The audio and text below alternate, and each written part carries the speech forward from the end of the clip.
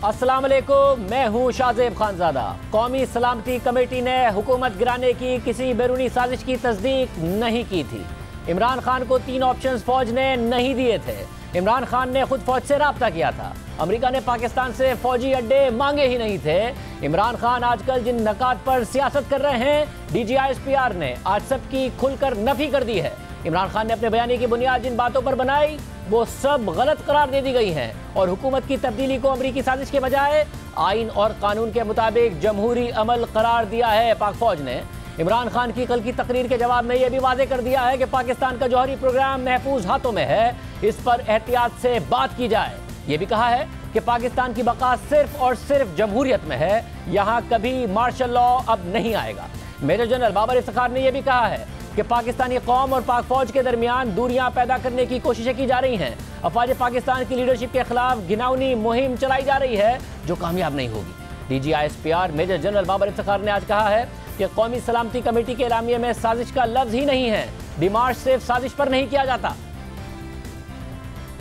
जहाँ तक अस्करी क़यादत का मौक़िफ़ है जो कि उस नेशनल सिक्योरिटी काउंसिल की मीटिंग में दिया गया, वो मौक़िफ़ उस मीटिंग में भरपूर तरीके से दे दिया गया और उसके बाद उस मीटिंग का एक एलामिया जारी हुआ। जो एलामिया जारी हुआ उस एलामिया को आप अगर देखें, जो उस मीटिंग के अंदर कंक्लूड किया उस एलामिया में इंक्लूडेड है। जो अल्फाज उस एलामिया में हैं वो आपके सामने हैं। जहाँ तक हमारी इंटेलिजेंस एजेंसीज का ताल्लुक है, वो दिन रात इस ऐसी थ्रेट्स और ऐसी कॉन्स्पिरेसीज के अगेंस्ट जो करना है और उसके अगेंस्ट काम कर रही हैं। और किसी ने पाकिस्तान की तरफ मैली आंख से देखा तो उस आंख को निकाल देंगे। ऐसे मैंने कहा, एलामिया के अंदर बड़े वाज़ेह अल्फाज में लिखा हुआ है कि क्या था और क्या नहीं था। कॉन्स्पिरेसी का लफ्ज़ है क्या उस एलामिया में? मेरा नहीं ख्याल। इस इनपुट को कॉन्फ्रेंस के मिनट्स हैं, उन मिनट्स को गवर्नमेंट डिक्लासीफाई कर सकती है। अभी एक रोज़ पहले गालिबन प्राइम मिनिस्टर साहब ने यह भी कहा है कि वो पार्लियामेंट्री सिक्योरिटी कमेटी की मीटिंग बुलाएंगे। अगर बुलाई जाती है वो मीटिंग, मुसल्लह अफवाज के सरबराहान उसमें भी जाके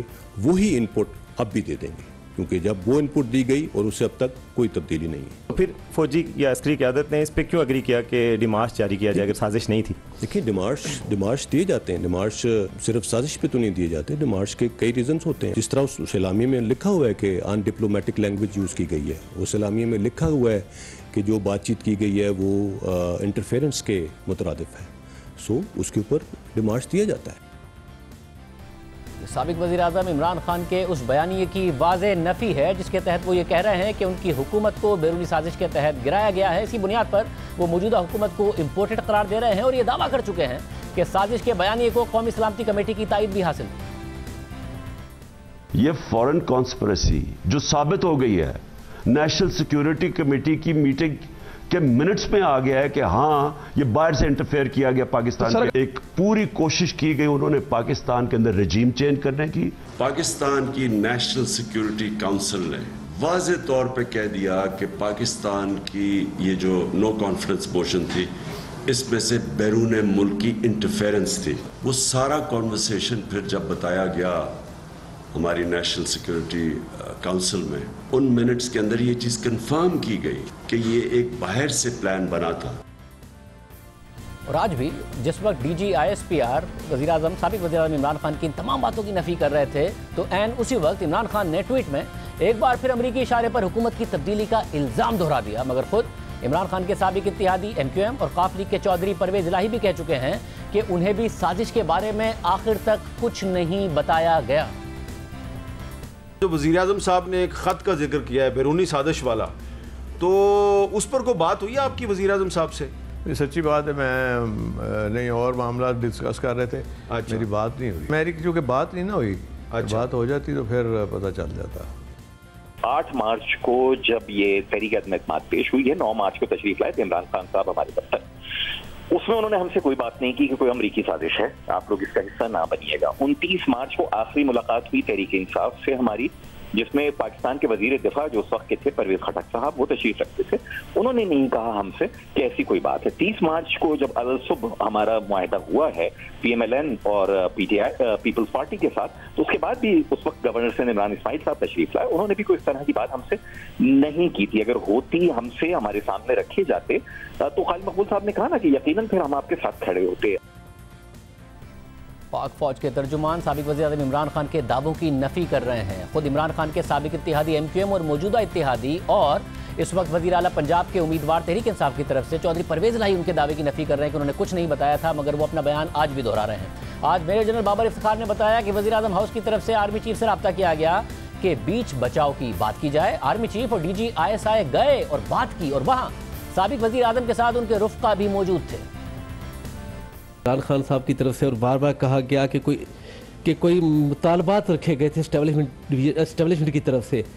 آیا اسٹیبلشمنٹ نے کوئی مطالبہ رکھے تھے، اور اگر کوئی رکھے تھے تو وہ کیا مطالبات تھے؟ کہ وہ آپشنز اسٹیبلشمنٹ کی طرف سے نہیں رکھی گئی تھی. پرائم منسٹر آفس کی طرف سے چیف آف آرمی اسٹاف کو اپروچ کیا گیا تھا کہ جب یہ ڈیڈ لاک برقرار تھا کہ اس میں کوئی بیچ بچاؤ کی بات کریں. اٹ از ویری انفارچونیٹ کہ ہماری سیاسی جماعتوں کی قیادت آپس میں بات کرنے پہ یا اس کے اوپر تیار نہ تھی اس وقت.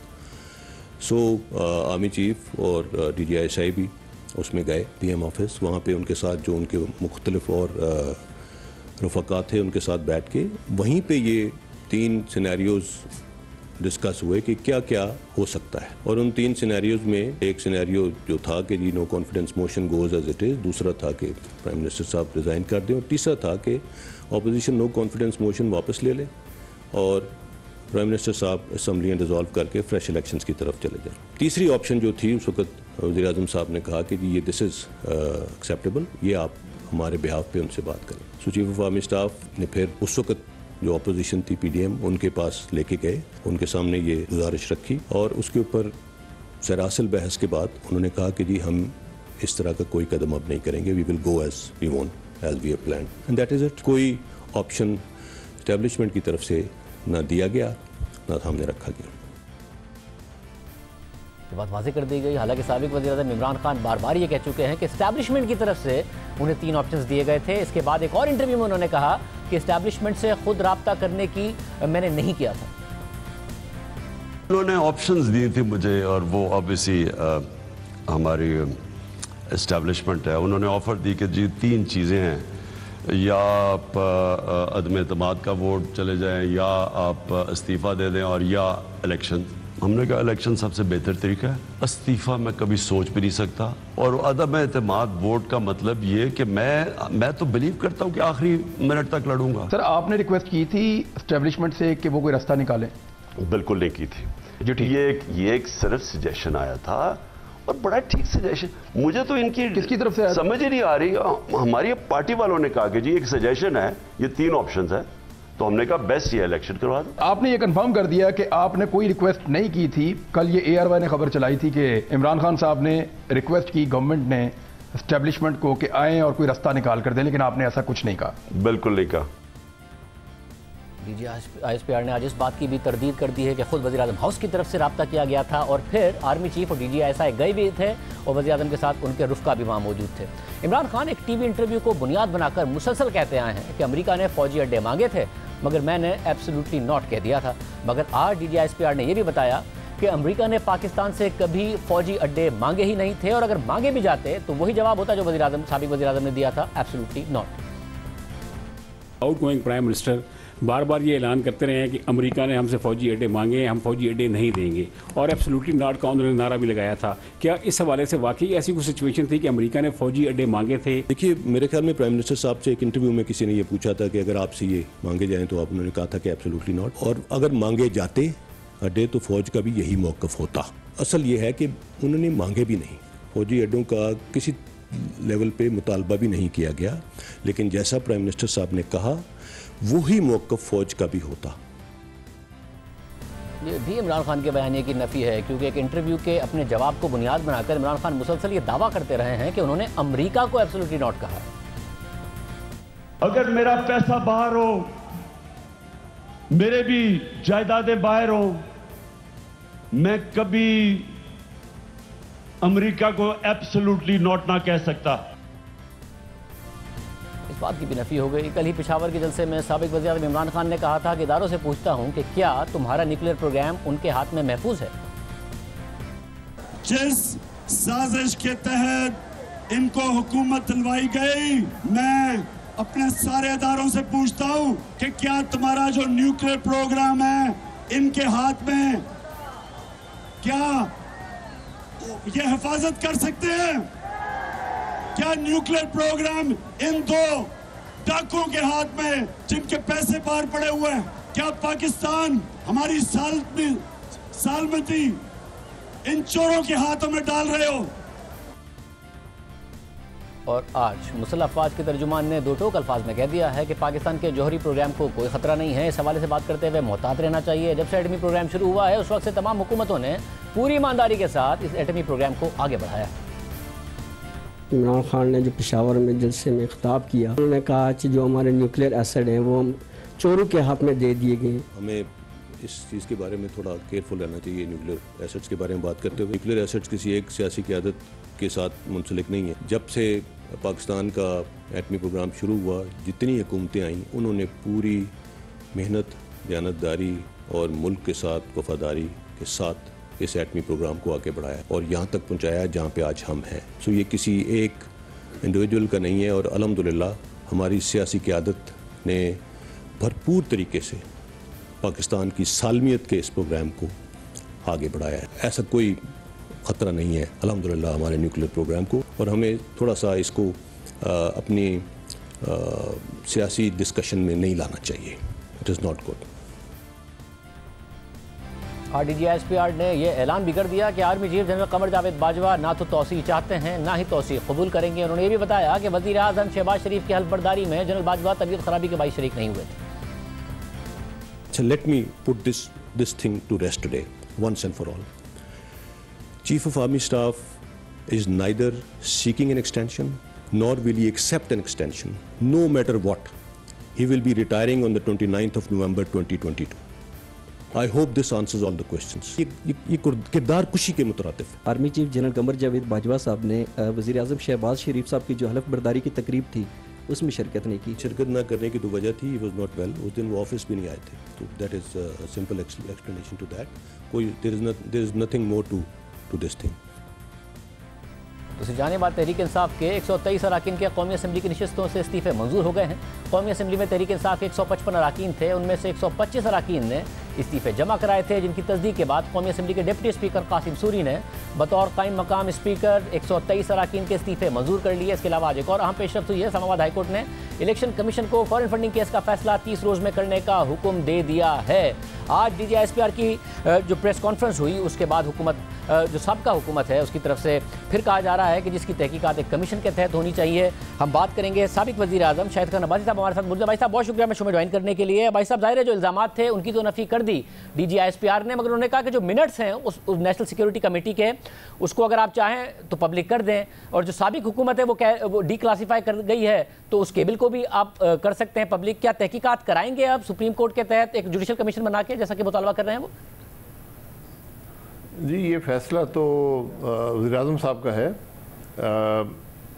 हमारी जो मुशावरत हुई है उसमें बात ये हुई है कि जिस फोरम पर ये पहली डिस्कशन हुई थी NSC का जो फोरम है वही फोरम है जहाँ पर इस पर मज़ीद गुफ्तगू भी हो सकती है। और उसमें जो मेरा ख्याल है कि जो सेक्रेटरी फॉरेन अफेयर्स हैं, जो एम्बेसडर हैं जिन्होंने मुरासला लिखा था, उनको भी बुलाकर पूछना चाहिए कि भाई आपने क्या लिखा था, आपकी क्या मीटिंग हुई थी, क्योंकि ये बात जो है ये इतनी संजीदा है कि हमारे मुल्क के वज़ीर आज़म ने कहा है बार बार, आज भी वो यही दोहराते फिरते हैं कि ये अस्करी क़यादत भी उस टेबल पर थी, ये मुरासला वहाँ पढ़ा गया, उसमें मुझे धमकी थी, मेरी हुकूमत को धमकी थी और अपोजिशन इस साजिश में मुलव्वस थी। अब इसकी तह तक पहुँचना बड़ा ज़रूरी है। आज उसकी कुछ वजाहत जो है वो DGISPR ने कर दी है। बदकिस्मती से हमारे साहबका जो वज़ीर आज़म हैं, जो उनके मामलात हैं वो एक बड़ी अजीब नौइयत के हैं और वो तो अपनी जगह पर हैं, जो बातें वो करते हैं, लेकिन जिस तरह उन्होंने हुकूमत चलाई है, जो हमने 2 दिन में देखा है, जिस गैर संजीदगी से और जिस तरह उन्होंने मुल्क का नुकसान किया है, आप यकीन करें कि मेरे वहम गुमान में भी नहीं था कि कोई मुल्क का वज़ीर आज़म इस तरह हुकूमत चला सकता है, उसके वज़ीर इतनी गैर संजीदगी से काम कर सकते हैं। मैं इससे ज़्यादा सख्त अल्फाज इस्तेमाल नहीं कर सकता, ना करने चाहिए, लेकिन बेपनाह निगलेक्ट जो है وہ حکومت کے اندر نظر آتی ہے، حکومت کے معاملات میں، جس سے اس ملک کی میں اس والی چیز پر آتے ہوئے مگر مجھے یہ بتائیے گا کہ آپ لوگوں کی طرف سے پہلے مطالبہ کیا گیا تھا کہ عسکری قیادت اس بات کو واضح کرے، آج جب واضح کیا گیا ہے تو تحریک انصاف تو کہہ رہی ہے کہ جی ہمارا موقف نہیں غلط ثابت ہوا ہے، عمران خان پھر بھی اس کو دہرا رہے ہیں اور ان کے رہنما بھی دہرا رہے ہیں، تو لیٹ نہیں ہو گیا؟ اب آپ لوگ اس بیانیے کو کاؤنٹر کر پائیں گے؟ بے شک D G S P R نے کہہ دیا کہ یہ غلط بیانی کر رہے ہیں جو سابق وزیر اعظم کی طرف سے بات کی جا رہی ہے، مگر آپ کیسے کاؤنٹر کر پائیں گے؟ وہ تو اپنے جو اس وقت سپورٹرز ہیں ان کو یہی بتا رہے ہیں کہ ثابت ہو گیا امپورٹڈ حکومت ہے۔ جی دیکھیں، جھوٹ کو کاؤنٹر کرنا مشکل نہیں ہوتا، آپ جھوٹ سے وقتی طور پہ عوام کو گمراہ کر سکتے ہیں، لیکن جب حقائق سامنے آئیں گے تو یہ بات سب کے سامنے آ جائے گی کہ عمران خان نے اپنی حکومت بچانے کے لیے، اپنے آپ کو بچانے کے لیے ہر حربہ استعمال کیا ہے۔ امر بالمعروف سے شروع ہوئے، پھر ریاست مدینہ اس سے پہلے بنا رہے تھے، اس کے بعد پتہ نہیں کیا کیا باتیں کی ہیں، پھر بیچ میں یہ پکڑ لیا، آئین توڑ دیا، ہر طریقے سے کوشش کی کہ میری حکومت بچ جائے، میری کرسی بچ جائے۔ آج یہ تماشا لگایا ہوا ہے کہ ان کو ملک کی بھی پرواہ نہیں ہے، ان کے جو ملک کے تعلقات ہیں اس کی بھی پرواہ نہیں ہے، تو بڑی ایک عجیب سی صورتحال اس آدمی نے پیدا کر دی ہے۔ بہرحال میں یہ سمجھتا ہوں کہ جہاں جس فورم پر اس سارے جھوٹ نے وجود لیا تھا، اسی فورم سے جب اس کی پورا اس معاملے کو دیکھ کر اس کی تہہ تک جا کر یہ حقائق ہمیں عوام کے سامنے رکھنا پڑیں گے۔ ویسے اگر ڈی کلاسیفائی کر گئے نا وہ اس مراسلے کو، اور آج D G S P R نے کہا کہ منٹس بھی رکھے جا سکتے ہیں، اب سابق وزیر اعظم تو سارا بیانیہ منٹس کی بنیاد پر اور اعلامیہ کی بنیاد پر بنا رہے تھے، آج اعلامیہ کو انہوں نے کہہ دیا کہ سازش کی کوئی بات نہیں ہے اور نہ ہی کوئی ایسی بات ہے، تو منٹس رکھ دیں، مراسلہ رکھیں گے عوام کے سامنے، یہ سوچ رہے ہیں آپ لوگ؟ دیکھیں جھوٹ تو سامنے آ گیا نا، اب جب یہ فورم آئے گا، یہ فورم بنے گا NSC کا، اس پر یہ جو مراسلہ ہے یا ڈی کلاسیفائیڈ ہے یا جو بھی منٹس ہیں وہ ہم دیکھیں گے۔ ابھی تک تو میٹنگ ہوئی نہیں ہے NSC کی، جیسے ہی میٹنگ ہوتی ہے، شاید کل ہو یا جب بھی اس کے بعد ہوئی، تو اس کی تہہ تک انشاءاللہ پہنچ گے اور تمام حقائق پاکستان کے عوام کے سامنے رکھ دیں گے۔ صاحب آپ نے کہا کہ وہ پتہ نہیں کیسے حکومت چلا رہے تھے، اور جو آپ نے 2 دن میں دیکھا ہے تو آپ بڑے پریشان ہیں یہ دیکھ کے کہ کس طریقے سے ان کے وزراء اور وزیر اعظم حکومت چلا رہے تھے، مگر شہباز شریف صاحب کیسے حکومت چلا رہے ہیں؟ ملک کے مسائل آپ بتاتے ہیں بہت زیادہ ہیں، 3 دن میں کابینہ نہیں بنا پائے ہیں، وزارت خزانہ کا نہیں پتا، پیٹرولیم کا نہیں پتا، لوڈ شیڈنگ ہو رہی ہے، کہہ رہے ہیں کہ فیول کا انتظام نہیں ہے۔ اگر پچھلی حکومت نہیں صحیح کر کے گئی ہے تو آپ تو ابھی تک اپنی کابینہ نہیں اناؤنس کر پا رہے ہیں، اگر ملک کے اتنے برے حالات ہیں۔ جی کابینہ ہو جائے گی، کابینہ کے اناؤنس کرنے سے پہلے ضروری ہوتا ہے کہ جو ملک کے معاملات ہیں آپ اس کی تہہ تک پہنچ سکیں، آپ کو پتہ ہو کہ معاملات ہیں کیا، اس کے حساب سے آپ کابینہ کی سلیکشن کرتے ہیں۔ یہ بڑا ضروری ہوتا ہے کہ پرائم منسٹر کو یہ آئیڈیا ہو کہ آج ملک کے معاملات کیا ہیں، کیا مشکلات ہیں، ان کو کیسے حل کیا جائے، اس کے مطابق وہ سلیکشن کرتے ہیں۔ تو شہباز شریف صاحب تو آج تیسرا دن ہے، وہ تو میرے خیال 18 گھنٹے کام کر رہے ہیں، اور آج بھی معاملات کو دیکھا گیا ہے اور اس پر بہت سے فیصلے بھی ہوئے ہیں، بہت سے معاملات آگے بھی چل رہے ہیں، تو انشاءاللہ کابینہ بھی بن جائے گی۔ کابینہ کے نہ بننے کی وجہ سے کام میں کوئی رکاوٹ نہیں ہے، کام وہ کر رہے ہیں، پروگریس ہو رہی ہے۔ یہ جو فیول کے معاملات کا آپ نے ذکر کیا ہے، انرجی کے اندر بے پناہ مشکلات ہیں اور ان سب کو انشاءاللہ ڈیل کیا جا رہا ہے اور انشاءاللہ حل بھی کیا جائے گا۔ اگر وزارت ہوگی نہیں، جب کنسرن وزیر نہیں ہوگا تو کیسے بات آگے بڑھے گی؟ آپ سمجھتے ہیں اس وقت پانی بجلی کے اور پیٹرولیم کے مسائل، مفتاح اسماعیل کو فائنانس کا پتہ ہے مگر وزیر ابھی تک اناؤنس نہیں ہو رہا ہے، کیا ایک ایک کر کے بھی نہیں کوئی وزیر اناؤنس ہو سکتے ہیں؟ ڈار صاحب نے بننا ہے، مفتاح صاحب نے بننا ہے، آپ نے بننا ہے، جس نے بھی مسئلے سنبھالنے ہیں کہ وہ فوراً آئے اور معاملات کو دیکھے؟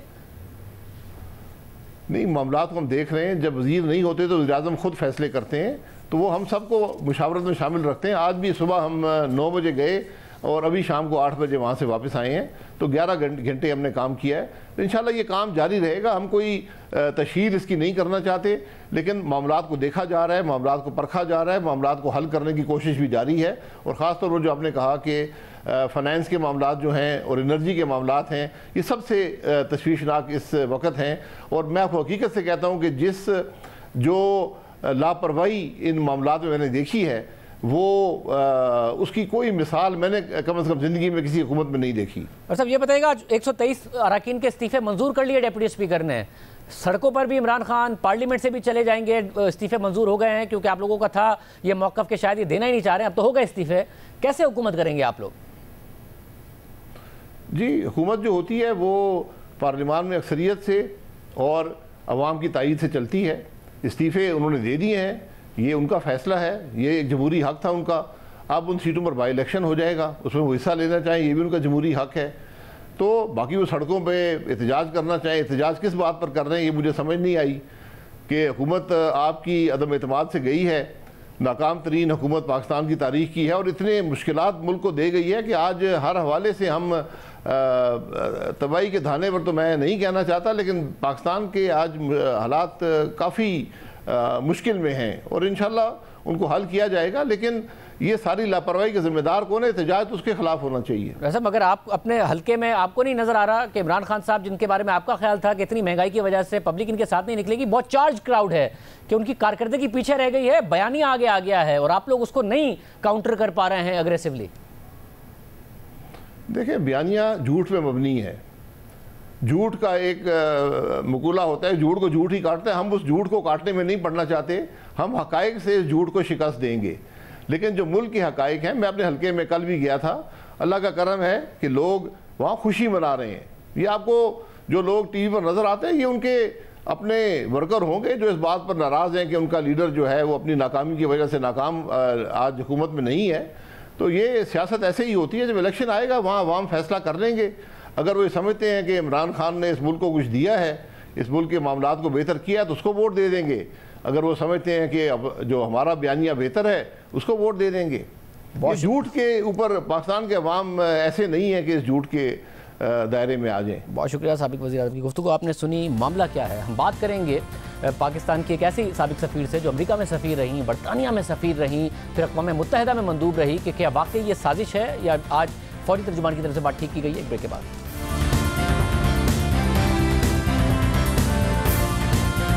سابق وزیر اعظم اب بھی سفارتی مراسلے کو سازش کہہ رہے ہیں۔ آج فوجی ترجمان نے ان کے بیانات کی نفی کر دی ہے۔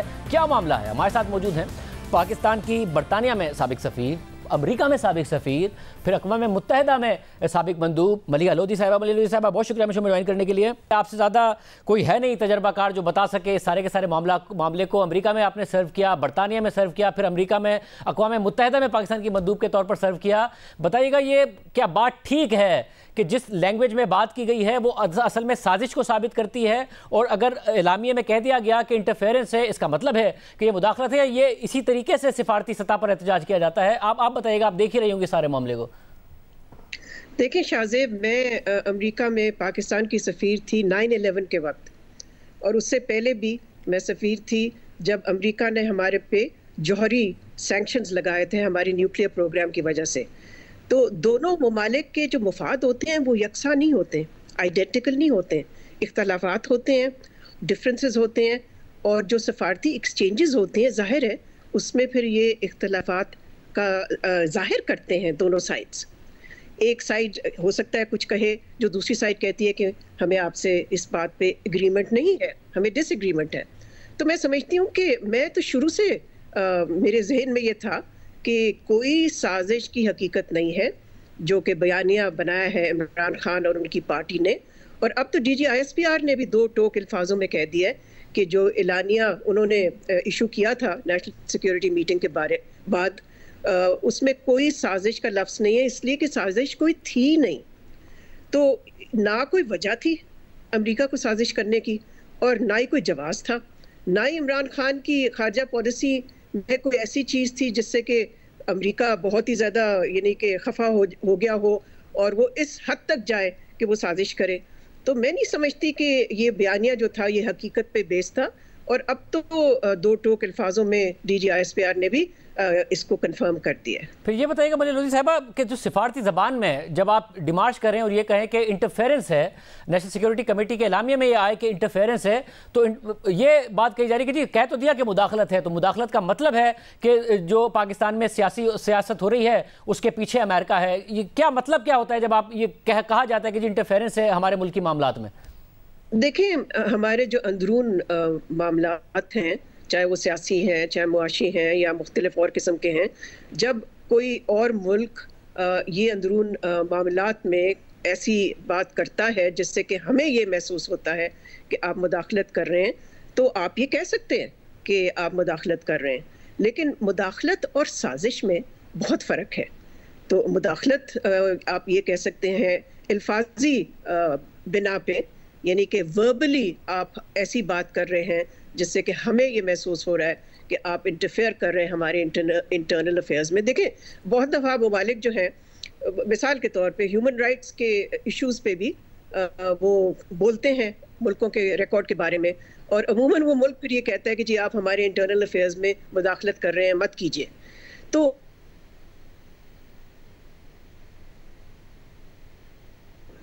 जो नहीं करनी चाहिए थी, जो अप्रोप्रिएट नहीं थी एक सफारती एक्सचेंज में, तो मैं समझती हूँ कि फिर उसी वक्त कर देना चाहिए था ना प्रोटेस्ट, उसी वक्त डिमार्च करना चाहिए था। तो इतने हफ्ते इंतजार करने की क्या जरूरत थी? अगर वाकई इतने सख्त अल्फाज थे तो उसको तो फौरन कहते हैं काउंटर करना चाहिए था। और मैं तो समझती हूँ कि ये सफ़ीर का भी जिम्मेदारी थी कि वो उसी वक्त उसका सख्ती से जवाब दे देता। मैं तो बहुत दफ़ा ऐसी मीटिंग्स में रही हूँ जिसमें कि एक साइड कुछ कहती है और हमारी साइड ने फिर कहा कि जी हम सॉरी, हम इस तरह की अल्फाज हमें काबिल कबूल नहीं है। तो ये तो उसी वक्त फ़ौरन होना चाहिए था। और इतने हफ्ते इंतज़ार करने का तो मतलब एक ही है, और वो ये है कि इसको एलिबाई के तौर पे इस्तेमाल किया है इमरान खान और उसकी पार्टी ने, इसलिए कि और उनके पास कोई एक्सप्लेनेशन नहीं थी कि वो अपनी पार्लियामेंट्री मेजॉरिटी जो है वो क्यों खो रहे हैं। तो उन्होंने इस बयानिया को सामने लेके आए हैं। मैं समझती हूँ कि ये बहुत ही ख़तरनाक बयानिया है, बिकॉज ये हकीकत पे मबनी नहीं है। वैसे आप मुझे ये भी बताएगा कि कुछ जो साबिक सफ़ीर हैं उनसे जब हमारी बात हुई तो उन्होंने ये भी बताया कि इससे भी सख्त ज़बान में सिफारती मरासले आते हैं, केबल्स आते हैं, और पाकिस्तान की तरफ से भी इतनी ही सख्त ज़बान में अक्सर ये बात कही जाती हैं, मगर ये केबल्स इस तरीके से कॉम्प्रोमाइज़ नहीं किए जाते हैं, उससे पूरा दफ्तर खारजा कॉम्प्रोमाइज़ हो जाता है। पाकिस्तान के बाहर सफ़ीरों के लिए काम करना मुश्किल हो जाएगा, या उनका ये ट्रस्ट कि हम पाकिस्तान जो भी चीज़ भेजेंगे वो सियासी मकासद के लिए ना इस्तेमाल हो जाए। आप समझती हैं आपके तजर्बे में भी, क्योंकि बहुत वसी आपका तजर्बा है, कि वाकई इससे भी सख्त ज़बान भी इस्तेमाल होती थी, इस किस्म के मरासले भेजे जाना एक नॉर्मल बात है? देखें, अगर दो ममालिक के दरमियान एक इख्तलाफ है और उनके जो मुफाद हैं उसमें टेंशन है, तनाव है, जिस तरह कि हमारा रहा है अमेरिका के साथ जौहरी प्रोग्राम पे और उसके बाद भी टेररिज्म इशू पे, तो उस पर भी काफ़ी सख्ती से बातचीत होती रही है दोनों ममालिक के दरमियान। लेकिन अगर उन्होंने सख्ती से बात की तो हमने भी उसका जवाब दिया है उसी तरह सख्ती से। लेकिन इसका मतलब ये नहीं है कि साजिश हो रही है, इसका मतलब सिर्फ ये है कि एक डिप्लोमेटिक एक्सचेंज जो है, जो कि अमूमन पोलाइटली होना चाहिए लेकिन बहुत दफ़ा नहीं होता है पोलाइटली, तो इसमें कोई ताज्जुब की बात नहीं है, कोई अनयूजुअल बात नहीं है। लेकिन ये ज़रूर है कि अगर किसी मुल्क का ऑफिशियल आपसे ऐसे लहजे में या ऐसी ज़ुबान में बात कर रहा है तो आपको भी फिर ज़रूरी होता है कि उसका जवाब सख्ती से दें, जो कि मैं बहुत दफ़ा कर चुकी हूँ मुख्तलिफ इशूज़ पे। बहुत शुक्रिया। एक और मामला है जिस पर साबिक वज़ीर-ए-आज़म इमरान खान पीछे हट गए हैं। क्या मामला, बात करेंगे इसके बाद। तहरीक इंसाफ के हुकूमत में आने के बाद सदर आरिफ अलवी ने साबिक वज़ीर-ए-आज़म इमरान खान की सिफारिश पर सुप्रीम कोर्ट के जज जस्टिस काजी फाइज ईसा के खिलाफ सदारती रेफरेंस दायर किया और जस्टिस फाइज ईसा पर अपने असासे छुपाने का इल्ज़ाम लगाकर उनकी नाअहली की दरख्वास्त कर दी। ये रेफरेंस मई 2019 में दायर किया गया और जब जून 2020 में सुप्रीम कोर्ट ने जस्टिस काजी फाइज ईसा के खिलाफ सदारती रेफरेंस को गैर मौसर करार देते हुए उसे कलअदम करार दिया, तो हुकूमत ने न सिर्फ इस फैसले के खिलाफ नज़रसानी की दरख्वास्त की, बल्कि हुकूमती वुज़रा जस्टिस काजी फाइज ईसा के खिलाफ रेफरेंस का दिफा करते रहे। हुकूमती वुज़रा ने प्रेस कॉन्फ्रेंसेस भी की, लेकिन अब वज़ारत उज़्मा से हटने के बाद साबिक वज़ीर-ए-आज़म इमरान खान का यह मौक़िफ़ सामने आया है कि जस्टिस काजी फाइज ईसा के खिलाफ रेफरेंस दायर करना एक गलती थी। सहाफ़ी हसनात मलिक की शाया होने वाली खबर के मुताबिक 12 अप्रैल को इंसाफ वकला फोरम से बात करते हुए इमरान खान का कहना था कि सुप्रीम कोर्ट के जज जस्टिस काजी फाइज ईसा को हटाने के लिए सदारती रेफरेंस दायर करना एक गलती थी।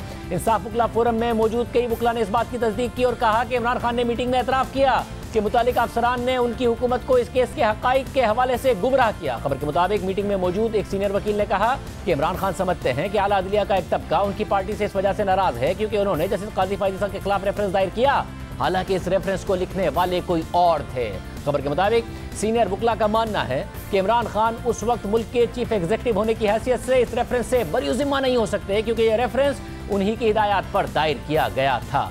एक ऐसा रेफरेंस जो वज़ीर-ए-आज़म की सिफारिश पर दायर किया गया, हुकूमत इसका दिफा करती रही, जस्टिस फाइज ईसा के खिलाफ प्रोपेगेंडा किया जाता रहा, और सिर्फ यही नहीं, खुद हुकूमती मशीनरी FIA, FBR और एसिड रिकवरी यूनिट भी जस्टिस काजी फाइज ईसा के खिलाफ तहकीकात पर मामूर कर दिए गए और अब سابق وزیر اعظم کا موقف سامنے آیا ہے کہ ریفرنس دائر کرنا ہی غلطی تھی اور متعلقہ افسران نے کیس کے حقائق کے حوالے سے ان کی حکومت کو گمراہ کیا تھا، جبکہ اس حوالے سے خود سابق ڈی جی ایف آئی اے بشیر میمن ہمارے ہی پروگرام میں یہ کہہ چکے ہیں کہ ان کو وزیر اعظم کے دفتر بلا کر کہا گیا کہ جسے قاضی فائز عیسیٰ کے خلاف کیس بنایا جائے، اور خود عمران خان نے کہا تھا کہ آپ ہمت کرو، کر سکتے ہو۔ پرائم منسٹر صاحب سے ملاقات ہوئی، انہوں نے کہا کہ آپ ہمت کرو اور مطلب کر سکتے ہو۔ مجھے نہیں پتا تھا کہ کیس کیا ہے۔ جب گئے شہزاد اکبر کے کمرے میں تو ادھر جا کر کے انہوں نے یہی بات کی کہ جسٹس قاضی فائز عیسیٰ کے خلاف کیس بنانا ہے۔ پھر وہاں سے ہم تینوں، میں، اعظم، شہزاد اکبر صاحب، ہم مل کر گئے فروغ نسیم صاحب کے آفس میں، جہاں پہ اشفاق بھی موجود تھے۔ فروغ نسیم صاحب بھی کنونسڈ تھے کہ یہ بننا چاہیے اور آپ یہ رول ادا کرو۔ میں نے کہا بھائی ایف آئی اے نہیں کر سکتی، سپریم کورٹ کا جج ہے، سپریم جوڈیشل کاؤنسل کا کام ہے یہ۔ انہوں نے کہا کہ نہیں، مل کے کر لیں گے، اور ایف بی آر اور آپ مل کر کرو، اور یہ جو بھی ہے۔ لیکن آئی ریفیوزڈ، یہ ایف آئی اے نہیں کرے گی، ایز این انسٹیٹیوشن ہم اپنے آپ کو خراب نہیں کر سکتے۔ اور پھر عمران خان نے ہی بطور وزیر اعظم بشیر میمن کو ڈی جی ایف آئی اے کے عہدے سے برطرف کر دیا تھا۔ عمران خان کی بحیثیت وزیر اعظم ایک روایت رہی ہے، پہلے وہ ایک فیصلہ لیتے تھے، اس پر ایک واضح پوزیشن لیتے، اور پھر جب اس فیصلے پر رد عمل آتا، شدید تنقید ہوتی، یا پھر فیصلہ غلط ثابت ہو جاتا یا پھر غیر مقبول ہو جاتا، تو عمران خان اپنے ہی فیصلوں سے پیچھے ہٹتے اور یہ موقف اپناتے کہ انہیں اس حوالے سے صحیح طریقے سے گائیڈ نہیں کیا گیا تھا، یا غلطی ہو گئی اور اس غلطی کا کوئی اور ذمہ دار ہے۔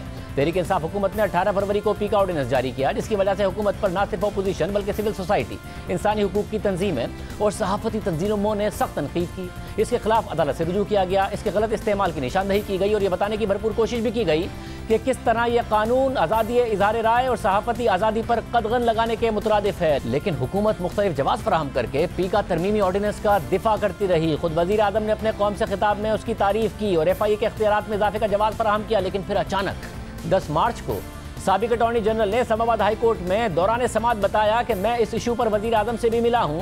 جب یہ آرڈیننس آیا تو پتہ چلا کہ اس قانون کا غلط استعمال ہو سکتا ہے، تو وزیر اعظم نے پوچھا کہ یہ کیسے ہو گیا، جس پر وزیر اعظم کو بتایا کہ یہ غلطی ہو گئی۔ سابق اٹارنی جنرل نے مزید کہا کہ میں کہہ چکا ہوں کہ پیکا ترمیمی آرڈیننس کی موجودہ شکل میں اس کی ڈریکونین اثرات ہوں گے، یعنی پہلے حکومت آرڈیننس لے کر آئی، اس کا دفاع کرتی رہی، لیکن پھر جب تنقید ہوئی تو اٹارنی جنرل نے موقف اختیار کیا کہ انہوں نے جب وزیر اعظم کو بتایا کہ پیکا ترمیمی آرڈیننس کا غلط استعمال ہو سکتا ہے، تو وزیر اعظم نے پوچھا کہ یہ کیسے ہو گیا، کیا ترمیمی آرڈیننس وزیر اعظم کے علم میں لائے بغیر جاری کیا گیا تھا؟ اس حوالے سے خود وفاقی وزیر قانون فروغ نسیم یہ کہہ چکے ہیں کہ آرڈیننس وزیر اعظم کی مشاورت سے جاری کیا گیا۔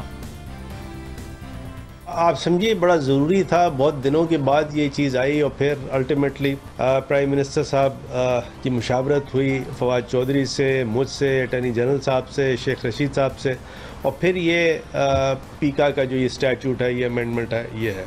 صرف یہی نہیں، اس سے پہلے خود وزیر اعظم نے 28 فروری کو قوم سے خطاب میں پیکا آرڈیننس کا دفاع کیا تھا، اور افسوس کی بات یہ ہے کہ اس آرڈیننس کے دفاع میں سابق وزیر اعظم نے چائلڈ پورنوگرافی اور خواتین کو ہراساں کرنے کا سہارا لیا، جس کا اس قانون سے کوئی تعلق ہی نہیں تھا۔